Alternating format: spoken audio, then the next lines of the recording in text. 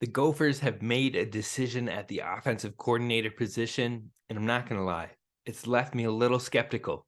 Find out why on today's episode of Locked On Golden Gophers. Hey, You are Locked On Golden Gophers. No matter what we're going to do here, we're just going to keep rowing. Your daily podcast on the Minnesota Golden Gophers. However it turns out, we're just going to keep rowing. Part of the Locked On Podcast Network. Your team every day. We're just going to keep rowing, and keep rowing.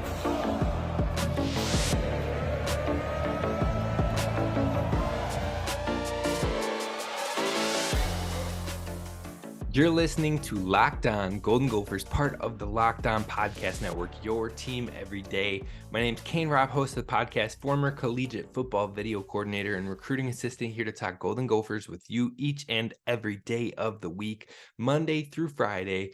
Now, today, we're talking about the Gophers filling that empty offensive coordinator position, and they've done it in a way that I'm not sure I like. But why? We'll talk about that really quick here. But first, be sure to hit subscribe on YouTube, where we're building the community so you don't miss a single episode when it comes to Gophers information and the latest and greatest. Now, thank you for making Locked On Golden Gophers your first listen when it comes to Gophers daily sports. And we're talking about how they filled the offensive coordinator position today. Now, why? Why did the Gophers fill this position? Well, Kirk Ciarrocca departed from the Gophers for the second time in the past 4 years. And again, to another intra-conference opponent. First, he left for Penn State, and then he left for Rutgers. Now, those who have a disdain for PJ Fleck have easily spun that into, well, clearly that shows that people don't want to work with him and don't like him. And okay, let's just chill on that. I mean, I think that's a very tired idea, and I don't buy it, because each coach that has left this program on their own volition, so they weren't fired or anything of the manner, has had many factors play a part in their move.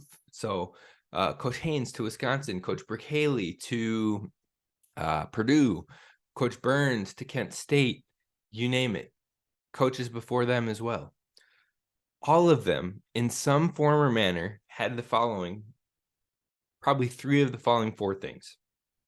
One, they had a promotion of some variety at whether it's just a step up to maybe from position coach to OC or co-OC or position coach to a head coach. A promotion of some kind has been had for a lot of them. Two, they had expiring contracts coming up at the end of that season. Now, that is the fact for Coach Haley and Coach Haynes. I believe Coach Ciarrocca was still under contract. Coach Burns' contract was technically up, but they probably would have extended him. But we don't know what they would have done at the end of those contracts. So it leaves a little bit of a question mark for some of the things. Now, number three, they're pairing with a coach that they have previous or extensive history with. That's true for Ciarrocca. That's true for Haley. That's true for Haynes. And so the final one is a significant pay increase. Again, that's true for Coach Burns now. That's true for Coach Haynes. That's true for Coach Haley. So of those four things, typically all of them have experienced three of the four. You've got Burns with a promotion.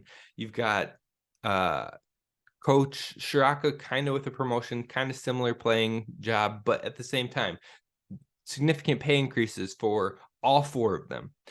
Pairing with a coach that they've had previous extensive history with. I've just said three of the four have it. Expiring contracts, three of the four had it. And then the promotion of some variety. I believe one of the four really had a true promotion. Now, if I told you I could give you a similar job or a promotion, you can work with one of your best friends, one of your good friends out there, and I will increase your salary, increase your pay. Oh yeah, and there might not be 100% certainty, guarantee that your current job is going to keep you long term. I'm guessing you would jump at that opportunity as well. You would consider it. You'd probably take it, and you would move on to work with your best friend, get that more money, and be more secure. So I wouldn't be all panicked by all this coaching movement. There are other circumstances at hand, and we've just kind of laid that out. It's not just because they don't like working with Coach Fleck and they want to move intra-conference and all this. No, there's other reasons at hand. So let's get past the silly narratives and let's look at what's more likely happening here. Now, that's not to say that everyone loves working with Coach Fleck and everyone loves the way he manages things and works things. That's not saying it at all. There are people who could be off put by it or not love it as much as some of their other places they've been. But again, there's other reasons at hand. It's not just everybody doesn't like Coach Fleck. So we're done with that ridiculous sentiment. Now, what are we looking at moving forward? We're more interested in how these coaches are being replaced and the replacement options. Now, so far with the defensive line coach and Coach Winston De La Tibadier, I'm more intrigued by that one. I think we've talked about that on our episode with Galen Elmore last week. If you haven't checked it out, be sure to do that. But I'm more intrigued with that and excited by what he can bring here to the program that's different and refreshing and new. Now, when it comes to the offensive coordinator position, which has been officially filled, it's filled internally with someone who was already coaching here. In fact, not just one someone, but two. That's right. We didn't fill the internal offensive coordinator position with just one coach. We did it with two. That's wide receivers coach Matt Simon and tight end coach Greg Harbaugh. Both are young guys. Both have some interest from outside parties. Both could be seen as up and coming. And I get not wanting to have them poached, but there are still things that have me worried with this decision.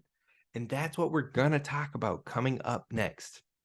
But first, let's talk to you about our friends over at Built Bar. Built Bar is that high protein power packed bar that will give you about 17 grams of protein on only 130 calories and less than 4 grams of sugar. So it's good for you. It does the job. It tides you over from meals, from lunch to dinner, breakfast to lunch, you name it.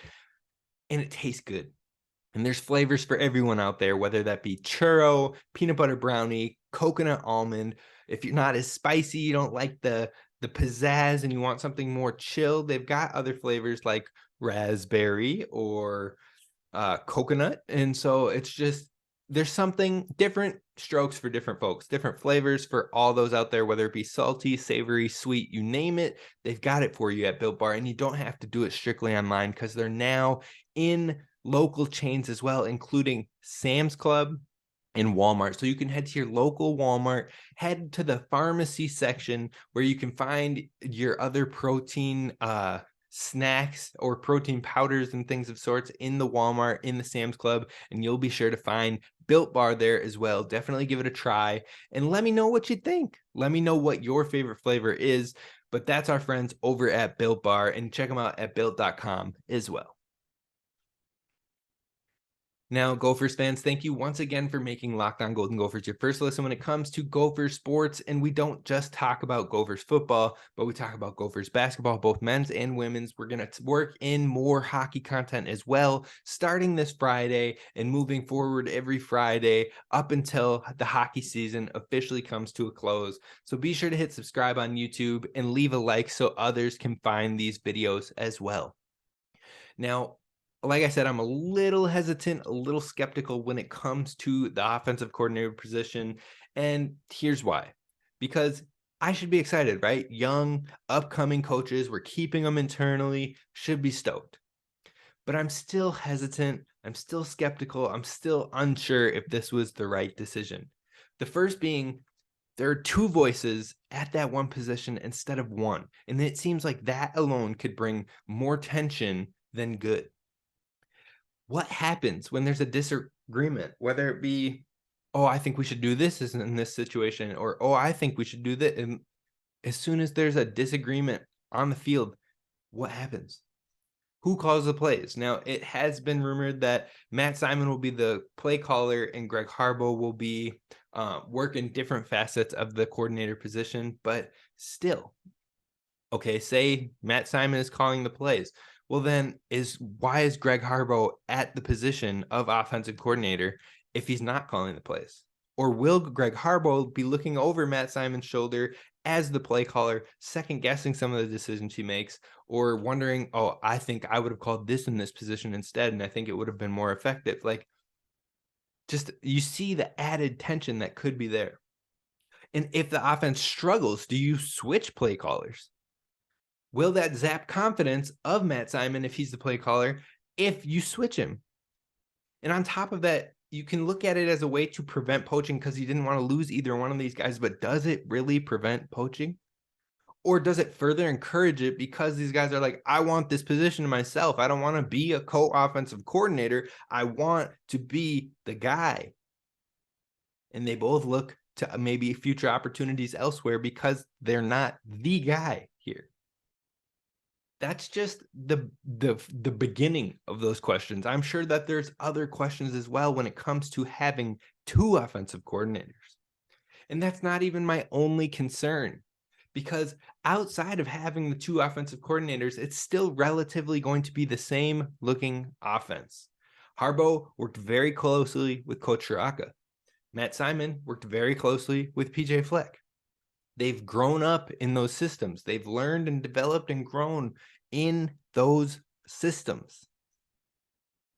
So yes, it might be a younger mindset. There might be some tweaks that they're like, well, I would do this differently, but I haven't had the ability to make that call yet. There could be some changes here and there, but in essence, it's going to be the same or a very similar offense. Now, there's pros to that because you don't have to really change terminology as much. Maybe there's only some slight tweaks that you're making, so it's not learning a whole new system. But that being said, this would have been a prime opportunity to bring in a new voice, a more modern voice, a new passing elements, new concepts, new route concepts to incorporate that throw off the competition, as well as maybe take the Gophers offense to the next level.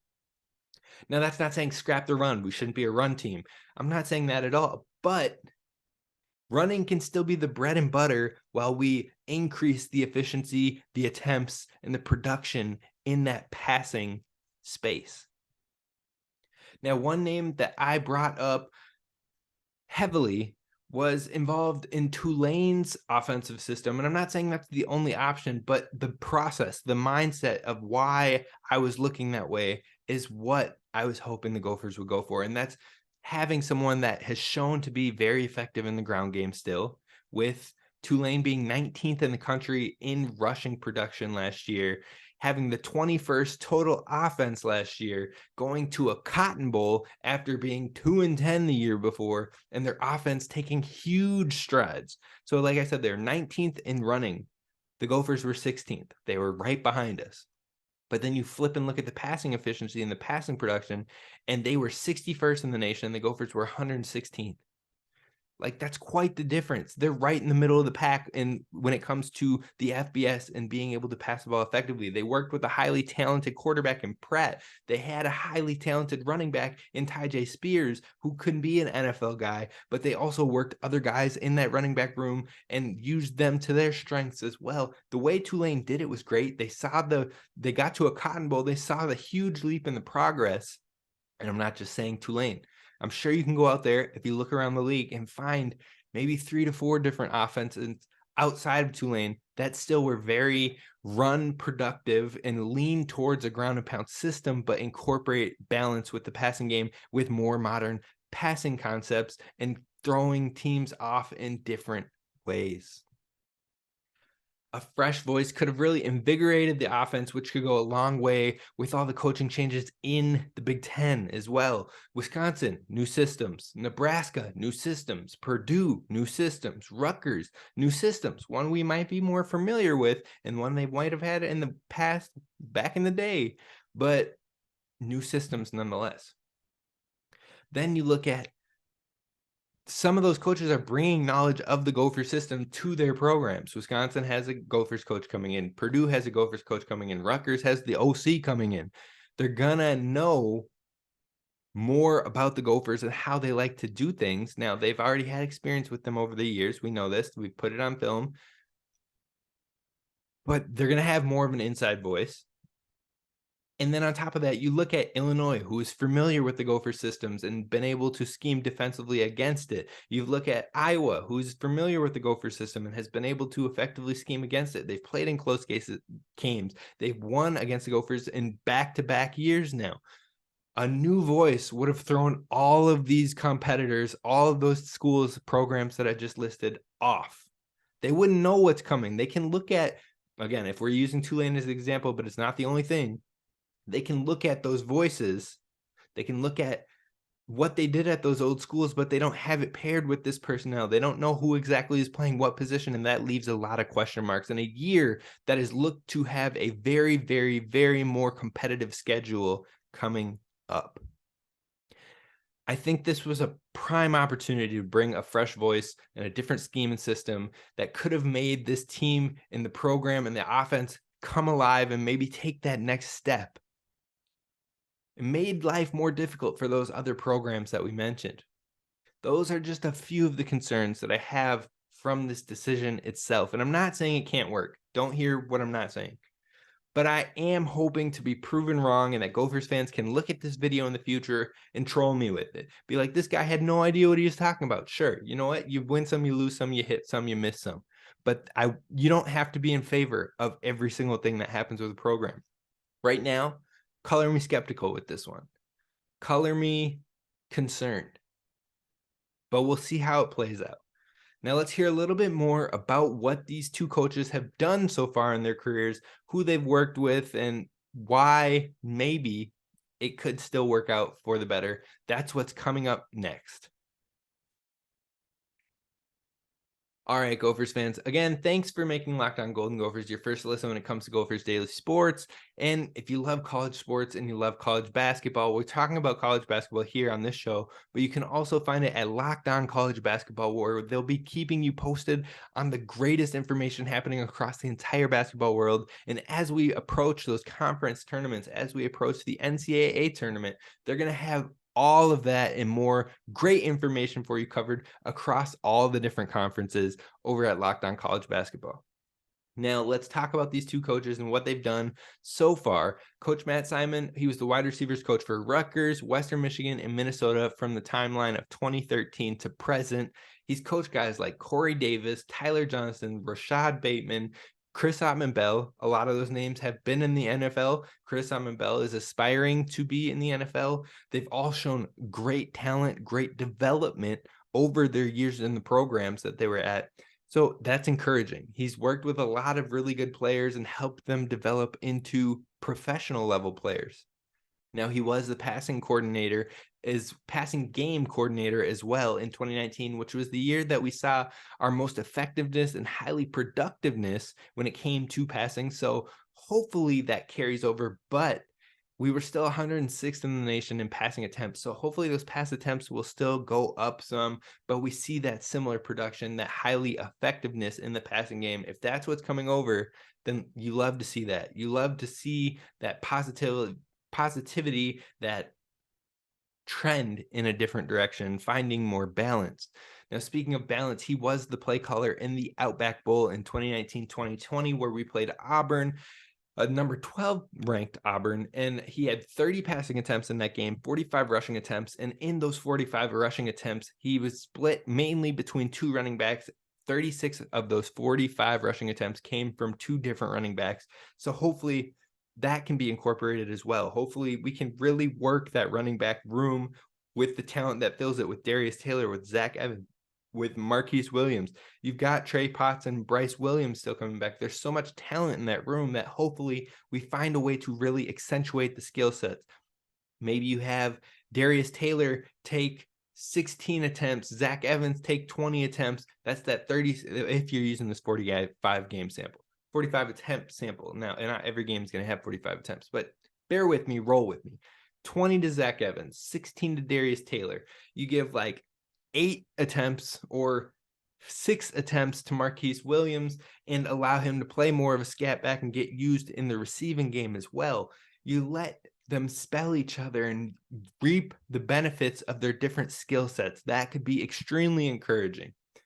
So hopefully we'll see that carry over. And then he also put up 31 total points in that Outback Bowl. So hopefully just hopefully, we see a lot of that singular game, small sample size trend over to the year, as opposed to being more of a outlier or an anomaly. Then let's look at Coach Greg Harbaugh. He was a wide receiver coach with Chattanooga for a year, QC, quality control coach for Minnesota in 2019, wide receivers coach for Western Michigan from 2020 to 2021, and then Minnesota tight ends coach last year. Now in Western Michigan, he worked with D. Eskridge. He worked with Sky Moore. Both became top 60 NFL draft picks. Also familiar with Corey Crooms, who is coming from Western Michigan and transferring into Minnesota this upcoming season. And then you look at the progress that that player, Brevin Spanford, saw with Coach Harbaugh. Now, I'm not saying it's all Harbaugh. Like, Brevin clearly put in the work on himself too, but Coach Harbaugh helped his game develop all around a bit more and really take that next step and that next stride. And so hopefully we see that even more so moving into next year as well. But Coach Harbaugh is rumored to be going to the quarterback position because Coach Fleck likes to pair the quarterback coach with the offensive coordinator. So that's kind of the role that Coach Greg Harbaugh can take on as well, still keeping that tradition going. And you might be thinking, well, why would we just move a tight ends coach to the quarterback? That's not productive. They don't speak the language. It's different. Like, they're not even related. Well, you could be right there. But Coach Greg Harbaugh has a vast experience with Coach Shiraka in his quarterback room. And he actually helped Coach Shiraka with various tasks in the quarterback room early on in his career. On top of that, he played quarterback for Coach Shiraka at Averett University back in the day. So he was a quarterback himself. He's been in Coach Shiraka's QB rooms and systems and helped throughout it all. So it's not just coming out of nowhere. Like, he has experience in it, and it still could be highly effective. So it's not all grim. It's not all doom and gloom, but color me skeptical until I see it happen. I'm hesitant. I want to see what happens, and hopefully I can be proven wrong, but I really think this was the time for a new voice, for a fresh voice, and the two instead of one just seems like more of a headache than a helpful. We'll find out. Be sure to hit subscribe on Locked On Golden Gophers, and thank you for listening. Thank you for tuning in. Leave a 5-star review wherever you find the podcast at Locked On Golden Gophers. That's going to do it for us. I'll see you tomorrow. Row the boat, Sky. You might. Go Gophers.